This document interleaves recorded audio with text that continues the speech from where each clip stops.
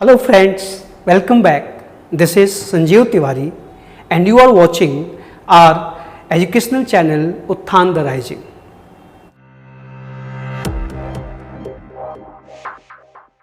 Last session में हमने मिज़ैन root से बनने वाले शब्दों की चर्चा शुरू की थी, ठीक?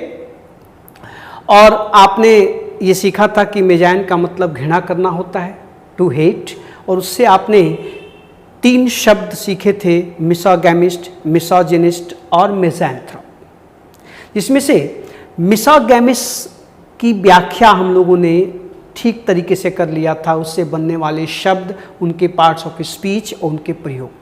अब उसी क्रम में आप दूसरे शब्द की तरफ चलते हैं हम लोग, और आपको मैं एक बार कहूँगा कि आप अगर जो जुड़े हैं, आज ही जुड़े हैं, इस सेशन से ही जुड़ रहे हैं, तो आप मेरी बातों को शायद समझ ना पा रहे हो, कनेक्ट ना कर पा रहे हो, तो प्लेलिस्ट में जाएं और जा कर के आप पिछले सेशन को देखें, तो आप इस बात को बेहतर समझ पाएंगे।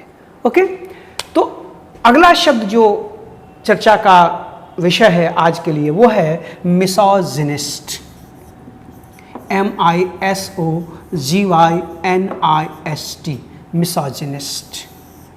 और मैंने चर्चा की थी, हम लोगों ने डिस्कस किया था कि मिसोजिनिस्ट का मतलब who hates women, who hates women, जो स्त्रियों से घृणा करता है, उसे हम मिसोजिनिस्ट कहते हैं। अब जाहिर सी बात है, हम ऐसे क्यों मान लें? हम लोग जब रूट वर्ड की बात कर रहे हैं, एटिमोलॉजी की बात कर रहे हैं, तो आइए तोड़ के देखा जाए।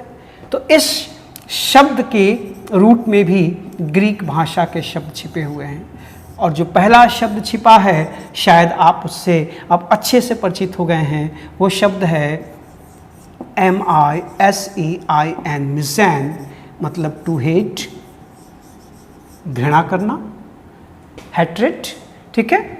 और दूसरा शब्द इसमें जो छुपा है वो है GYNE, gynae, gynae means woman, स्त्री, और इस्ट लगा हुआ है। हम लोग डिस्कस कर चुके हैं कि इस्ट, EROR का मतलब हु, वन हु इज, या ही हु इज, वह जो है। तो इष्ट का मतलब वह जो है, मिज़ैन का मतलब घृणा, और गायनी का मतलब वुमन, वह जो स्त्रियों से घृणा करता है, जो स्त्री जाति से घृणा करता है, उसे हम क्या कहते हैं? मिसोजिनिस्ट। क्लियर? ये शब्द खुद ही चिल्ला चिल्ला के बताएगा। अब जाहिर सी बात है कि जो मिसोजिनिस्ट होगा उसकी एक हैबिट होगी, हम लोग ये लगातार चर्चा कर रहे हैं। ये शब्द ग्रामर से नाउन है, ये भी पिछले सेशन में चर्चा हो चुकी है, जहाँ भी अंत में इस्ट लगा वो नाउन होगा। अब मिसोजिनिस्ट स्त्री से घृणा करेगा तो उसकी जो हैबिट होगी, उस हैबिट को हम क्या कहेंगे? तो उस हैबिट को कहेंगे मिसोजिनी, मिसोजिनी, ये उसकी हैबिट होगी। जो व्यक्ति मिसोजिनिस्ट होगा उसके अंदर क्या पाई जाएगी? मिसोजिनी पाई जाएगी, स्त्री के प्रति एक्ट ऑफ हेटिंग वुमेन, या the act of the feeling of hatred towards women, स्त्रियों के प्रति घृणा का भाव। और इसका एडजेक्टिव बनाएंगे तो क्या बनेगा? एक तो वही मैं आपको बता चुका हूं, दोनों चर्चा हुआ था कि चर्चा हुई थी इस बात की कि OUS लगा के एडजेक्टिव बनाते हैं या तो IC लगा कर बनाते हैं। तो आप कहेंगे मिसोजिनस, एक तो ये एडजेक्टिव बनेगा, इसका दूसरा एडजेक्टिव बनेगा मिसोजिनिस्टिक। तो इसके 2 एडजेक्टिव हो सकते हैं, मिसोजिनस, मिसोजिनिस्टिक। स्त्रियों के प्रति जो नेगेटिव भाव रखते हैं, जिनके विचार नेगेटिव होते हैं, नेगेटिव एटीट्यूड रखते हैं, तो उनका एटीट्यूड, उनका ओपिनियन, उनकी सोच क्या कहलाएगी? मिसोजिनस ओपिनियन, मिसोजिनस एटीट्यूड, या मिसोजिनिस्टिक एटीट्यूड, ठीक है। और उनका जो वो हैबिट होगा, उनकी जो सोच होगी, वो क्या कहलाएगी? मिसोजिनी, ठीक है। और वो पर्सन क्या कहलाएगा? मिसोजिनिस्ट। अब देखिए जरा, तो इस तरह से गायनी और मिज़ैन मिलके ये शब्द बना, बहुत ही फेमस है। और आजकल जब से नारी सशक्तिकरण की बात चल रही है दुनिया में, ये शब्द बड़ा यूज होता है लोगों के लिए, संभालिएगा, देखिएगा जरा। अब इस शब्द का जो दूसरा हिस्सा है, जो दूसरा रूट आपने अभी पहचाना, गायनी, उस गायनी से भी शब्द बनेंगे, ठीक है। लेकिन उस शब्द को बताऊं उसके पहले मुझे लग रहा है आपके मन में अब ये बात उठ रही होगी कि सर जी, स्त्री से घृणा करने वाले को हम मिसोजिनिस्ट कहते हैं, स्त्री घृणा को मिसोजिनी कहते हैं, स्त्री घृणा से संबंधित विचारों को मिसोजिनस कहा जाता है। तो फिर अगर किसी स्त्री को पुरुष से घृणा हो जाए तो हम क्या कहेंगे? जाहिर सी बात है, स्वाभाविक प्रश्न है, मन में उठना चाहिए। तो बिल्कुल सही बात है। तो उसके लिए भी शब्द है साहब, शब्द है MISANDRIST, मिज़ैंड्रिस्ट। क्या शब्द है? मिज़ैंड्रिस्ट। अब मिज़ैंड्रिस्ट का मतलब हु हेट्स मैन, जो पुरुषों से घृणा करे। आप समझ रहे हैं, इसका मतलब मिसोजिनिस्ट का एंटोनिम्स होगा क्या? मिज़ैंड्रिस्ट। आइए इसे भी तोड़ डाला है। अब तोड़ डालेंगे तो अपने आप समझ में आपको आ जाएगा कि क्यों इसका मतलब पुरुष घृणा ही होता है। तो साहब इसको तोड़ेंगे। मैं बार बार कह रहा हूँ, ये सब के सब ग्रीक रूट के शब्द हैं। ग्रीक भाषा में अब जो पहला, इसमें मैंने आपसे कहा था कि मिज़ो या मिज़ै जहाँ भी मिले वहाँ हेट होगा। तो इसमें पहला शब्द है मिज़ैन, जिसका अर्थ है टू हेट, घृणा करना। और इसमें दूसरा शब्द जो जुड़ा है साहब वो है ANDRO, एंड्रोस। पिछले सेशन में इन सभी शब्दों से आपका परिचय हो चुका है। और एंड्रोस का मतलब मेल, पुरुष, और इष्ट मतलब वह जो।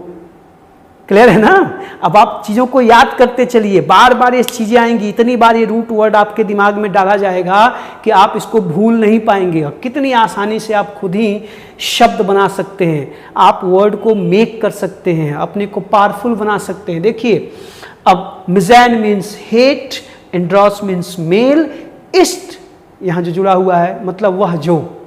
आप चाहें तो यहाँ जोड़ सकते हैं इष्ट, वह जो पुरुषों से घृणा करे, मेल से घृणा करे, उसे हम क्या कहेंगे? मिज़ैंड्रिस्ट। तो मिसोजिनिस्ट, मिज़ैंड्रिस्ट, ये दोनों आपस में एंटोनिम्स हैं। पुरुष घृणा, अब करने वाला मिज़ैंड्रिस्ट हुआ, तो फिर पुरुष घृणा को क्या कहेंगे? वो हैबिट जो होगी उसे क्या कहेंगे? वो जो ओपिनियन होगा उसको क्या कहेंगे? तो जाहिर सी बात है उसको कहेंगे मिज़ैंड्री। ये देखिए, मिज़ैंड्री, जैसे आपने मिसोजिनी बनाया था, जैसे आपने पिछले सेशन में मिसोगैमी बनाया था, वैसे ही मिज़ैंड्री। लास्ट में वाई आया, मैं चर्चा कर चुका हूँ। जिन शब्दों के अंत में वाई जोड़ते हैं वो नाउन बन जाते हैं, एब्स्ट्रैक्ट नाउन बन जाते हैं। चर्चा हो चुकी है। आप सारे सेशंस को कॉन्टिन्यूसली देखेंगे, एक दूसरे से जोड़ के तभी सीखेंगे। ऐसे हवा में वीडियो और फिल्म समझ के मत देखिए। अभी क्लास है, हर क्लास पिछले क्लास से जुड़ी हुई है, हर सेशन जुड़ा हुआ है, ये ध्यान रखें। तो मिज़ैंड्री, अब ये हैबिट हो गई। जो मिज़ैंड्रिस्ट होगा उसके अंदर क्या पाई जाएगी? उसकी मिज़ैंड्री पाई जाएगी, उसकी हैबिट मिज़ैंड्री होगी। और उसका एटीट्यूड, उसकी सोच कैसी होगी? तब देखिए, मिज़ैंड्रिस्ट, मिज़ैंड्री, आप समझ रहे हैं एडजेक्टिव क्या बनेगा? मिज़ैंड्रस, DROUS, मिज़ैंड्रस, ये एडजेक्टिव बन गया। पुरुष से घृणा करने वाले व्यक्ति का एटीट्यूड उस कैसा होगा? मिज़ैंड्रस होगा। उसके अंदर उसकी हैबिट, उसकी आदत, उसकी फिलॉसफी क्या कहलाएगी?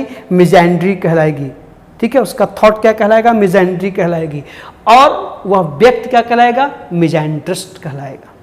ठीक है, बहुत आसानी से आप इन शब्दों को देख सकते हैं। ये रूट जो बताए जा रहे हैं, इन रूट को ध्यान रखिए। इन रूट्स को जो आप पहचानने लगेंगे तो अब इनको देखते हैं। अब जहां भी आपको देखो एंड्रो दिखाई दे, एंड्री दिखाई दे, समझ जाओ पुरुष की बात हो रही है। गायनी दिखाई दे, गिनी दिखाई दे, समझ जाओ स्त्री की बात हो रही है। मिज़ो दिखाई दे, मिशय दिखाई दे, मिज़य दिखाई दे, समझ जाओ घृणा की बात हो रही है। आसानी से आप चीज़ों को समझना शुरू कर सकते हैं। वर्ड पावर ऐसी ही बढ़ती है, रट के नहीं, समझिए और खुद निर्माण करिए। देखिए जरा, अब ये जो शब्द हमने शुरू किया था मिसोजिनिस्ट, तो मिसोजिनिस्ट में जो दूसरा रूट वर्ड मैंने आपको बताया, क्या बताया? गायनी। गायनी, और गायनी का मतलब मैंने क्या बताया? Woman, GYNE। Gynae means woman, स्त्री। तो इस गायनी से भी अंग्रेजी में तमाम शब्द बनते हैं, बड़ा ही फेमस इससे शब्द बनता है, ठीक है। इससे शब्द बना GYNAECOLOGIST, गायनोकोलॉजिस्ट।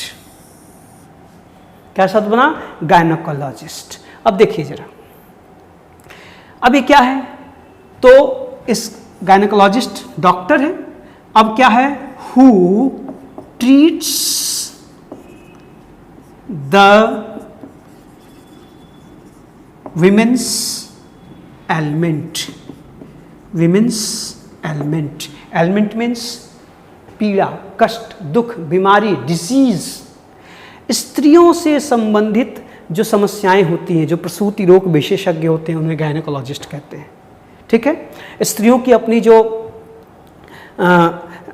रिप्रोडक्टिव ऑर्गन से संबंधित जो समस्याएं होती हैं, उनका इलाज करने के लिए जिस विशेषज्ञ के पास लोग जाते हैं, उन्हें हम क्या कहते हैं? Gynaecologist. Who treats women's element, यहाँ से द हटा दीजिए, विमेन्स एलिमेंट, जो स्त्रियों की कष्ट को, समस्याओं का इलाज करते हैं, स्त्री रोग से संबंधित समस्याओं का इलाज करते हैं, उन्हें हम गायनोकोलॉजिस्ट कहते हैं। आप सब जानते हैं, ये बहुत ही फेमस वर्ड है, सब समाज में इसका खूब प्रयोग होता है, पढ़े लिखे लोग करते हैं।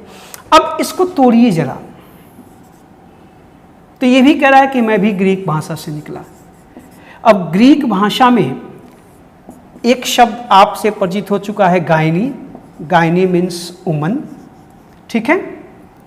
इसमें दूसरा शब्द लगा हुआ है लॉगस, LOGOS, सभी ग्रीक भाषा के शब्द हैं। और लॉगस का मतलब होता है साइंस अथवा स्टडी, साइंस अथवा स्टडी। और इष्ट लगा है, फिर वही बात, वह जो स्त्रियों का विज्ञान जानता है, या वह जो स्त्रियों का अध्ययन करता है, उनकी समस्याओं का निदान करता है, उसे हम क्या कहते हैं? गायनोकोलॉजिस्ट। स्पेलिंग पे ध्यान दीजिएगा, GYNAECOLOGIST। Got it? अब जाहिर सी बात है, आपके मन में क्या उठ रहा होगा कि सर जी इसकी हैबिट क्या होगी, इसका एडजेक्टिव क्या होगा? तो आप अब समझने लगे हैं, बना डालिए। मैं इसको, चलिए मैं यहाँ लिख देता हूँ, अब इसको आप समझने लगे हैं। तो गायनोकोलॉजिस्ट जो होगा वो किस चीज़ का एक्सपर्ट होगा? अब ये डॉक्टर है तो एक्सपर्ट होगा ना जी, ये एक्सपर्ट होगा, तो किसका होगा? GYNAECOLOGY, गायनोकोलॉजी, अर्थात स्त्री रोग विज्ञान। और इसका एडजेक्टिव क्या बनेगा? तो अब तक देखिए, एडजेक्टिव के लिए मैं दो बातें बता चुका हूँ कि लास्ट में OUS लगाइए तो एडजेक्टिव बनता है, लास्ट में IC लगाइए तो एडजेक्टिव बनता है। एक और फेमस सफिक्स है जिसका प्रयोग करने पर एडजेक्टिव का निर्माण होता है, वो है AL।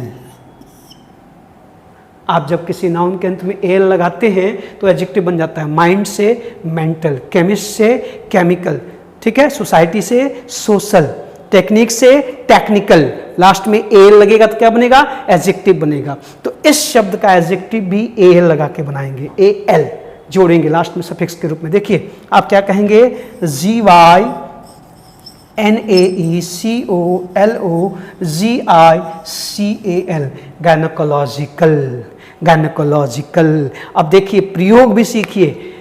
आप कहेंगे if somebody knows how to treat women's ailment, तो that person, maybe he or she, mostly she होते हैं लेकिन he भी हो सकते हैं, ठीक है। तो he or she would be called a gynecologist, clear है।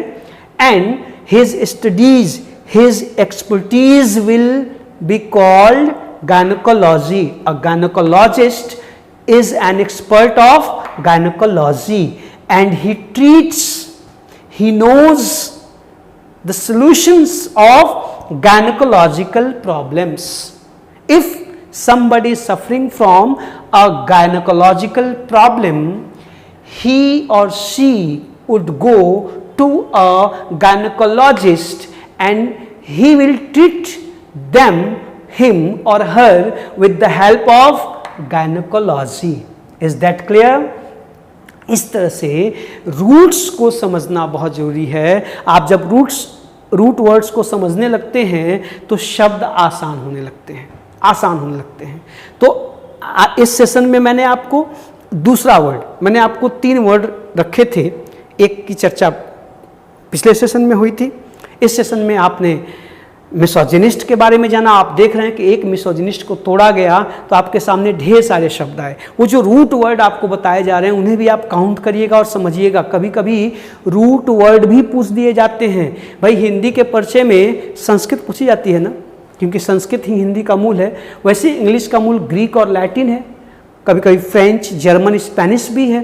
तो हम परीक्षाओं में ध्यान नहीं देते। कभी कभी इंग्लिश वर्ड के बजाय ये मूल जो ग्रीक और लैटिन वर्ड्स होते हैं यही पूछ लिए जाते हैं, इसलिए आप चूक जाते हैं।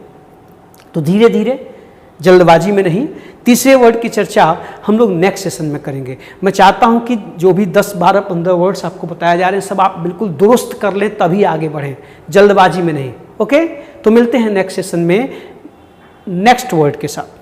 Thank you.